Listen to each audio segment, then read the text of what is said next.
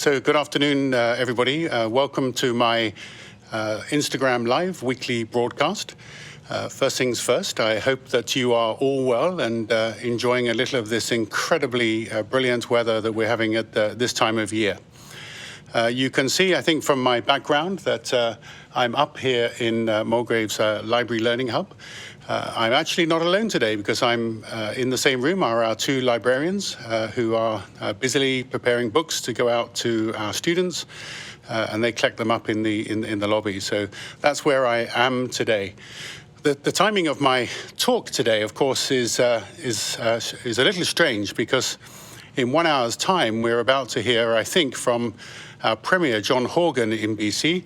About the possibility of schools reopening around the end of May. So that's something that I'll certainly be looking at in just 1 hour's time and really just holding our breath to see what the guidance is going to be from the BC Ministry.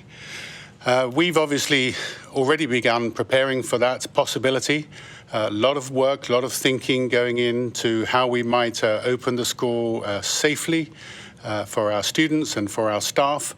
And so I hope that's work that's well invested, whether indeed the school is opening at the end of May or possibly even later. In preparation for that likelihood, we ran a survey at the beginning of the week for our pre-K through grade 6 parents to ask them that if there was a possibility of the school opening at the end of May, how would they feel about sending their children back to school? And I'm happy just to share the headline results with you today. So there are a number of different options, the way people could answer. And one of the options was, if the school was reopened, would you not, under any circumstances, send your children back to school before the summer holidays?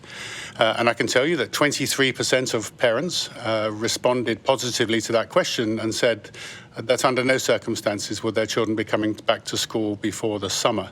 That means, of course, that 77% of parents actually did entertain the possibility, under the right conditions, with the right safety arrangements in place, of sending their children back to school. So that was a useful kind of heads up for us as we begin to plan logistics around a possible reopening. We will, of course, ask parents again much more definitively about their plans once we can communicate all the things that we're putting into place. So that's where we're at in terms of our planning. Anything could happen in the next hour, as they say. I think that was on a famous space program once. But let's see at 3 o'clock what the messages are. So a couple of questions from me today. The first question is relating to grade 12. You would, I think, know from the media that there's a lot of concern about grade 12 students as they're coming to the end of their high school careers. And what is happening to them. Of course, for some Mulgrave students, it's the end of 13 years of education here at Mulgrave. And so as a school, we're really concerned that the end of school events are maintained as much as possible in this difficult situation.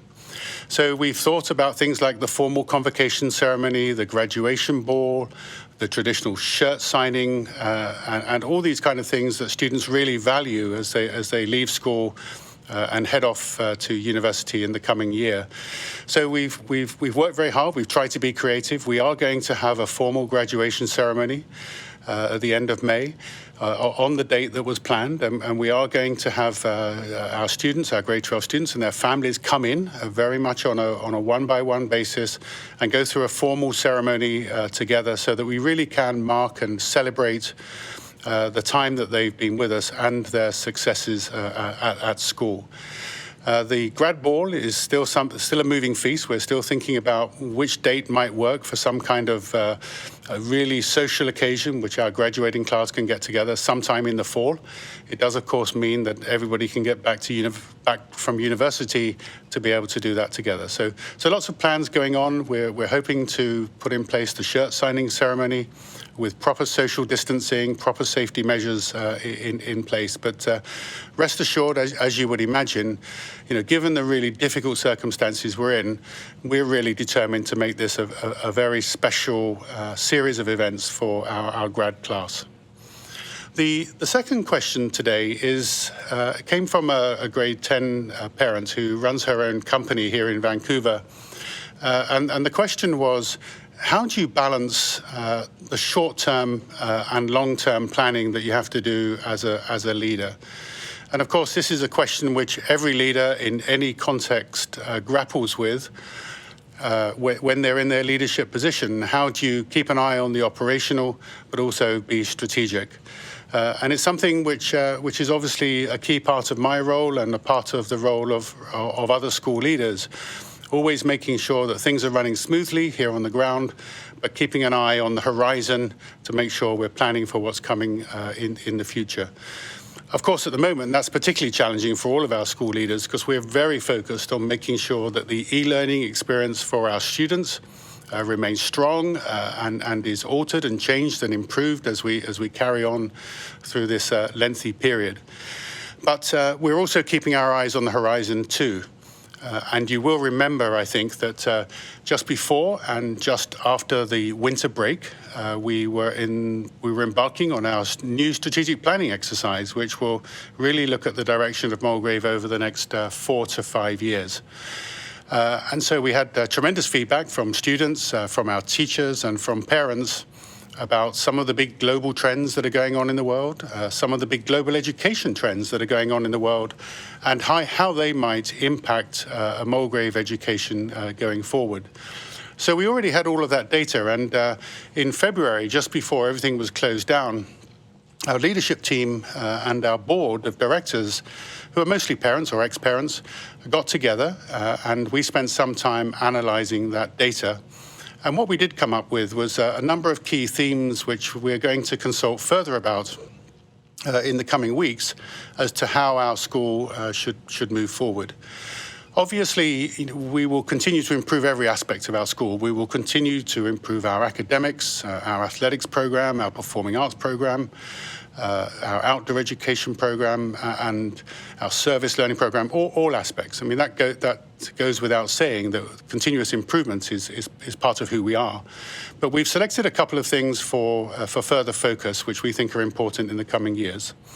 The first of those is to continue our journey around personalization, making education much more personalized to the individual, so the individual student has more influence and choice on what they learn in the curriculum, how they learn, and the kind of support services that are available to individual students. So that will be one of our key focuses that we want your feedback on. The second was probably the most popular theme coming from our consultation, and that is around the theme of wellness. And of course, our current situation has really emphasized the importance of wellness for us all. But it was important before, and one of the things coming out of the consultation was, as a school, academic education is important, and so are all the other strands, but fundamentally, we want our education to be concerned with long-term wellness, long-term well-being, and how our students are really educated and experience that at school. So it's part of a lifelong wellness for them going forward. So that was our second theme. Our third theme, which arose, was around in the area of certain skills. Again, we will continue to work on the many skills that are important for students, both at school and at university and life beyond. But there are a number of skills which we felt we just needed a bit more focus on. The ability to be creative thinkers, the ability to be entrepreneurial, particularly socially entrepreneurial in our context here at school, but also a focus on global citizenship skills and language skills and so on. So those were the three themes that were emerging. And as I say, we will be consulting with our community over the coming weeks about them. At the same time, we will also revisit, as it's important to revisit, our guiding statements. And our guiding statements at Mulgrave are our mission statements, our vision statements, and our value statements. And we will be asking you your opinion about whether those guiding statements are still fit for purpose. Are they still appropriate for us today and looking to the future? Or maybe do they need tweaking in one way or another? So I think that's what we'll be sending out some messages and consultation about in the coming weeks. And I hope that everybody who's listening to this broadcast will feel able to take just a few minutes to be able to give your feedback. So that's what we're up to. That's what we're up to kind of strategically, if you like, keeping our eye on the horizon. Although we're very focused on the current situation, we are very clearly looking at the horizon too, and making sure that when we come out of this situation, that Mulgrave will be in good shape and will be a school that is continuing to educate our young people for the 21st century and be a school that's always looking forward. So that's all from me today. As I say, I hope you are all well. I hope that you're all being able to thrive in some sense with what we're currently dealing with. There may be a light at the end of the tunnel, and I'm looking forward to hearing a bit more from the BC government in just under an hour's time. So keep safe, and I'll see you all again next week. Do take care. Bye-bye.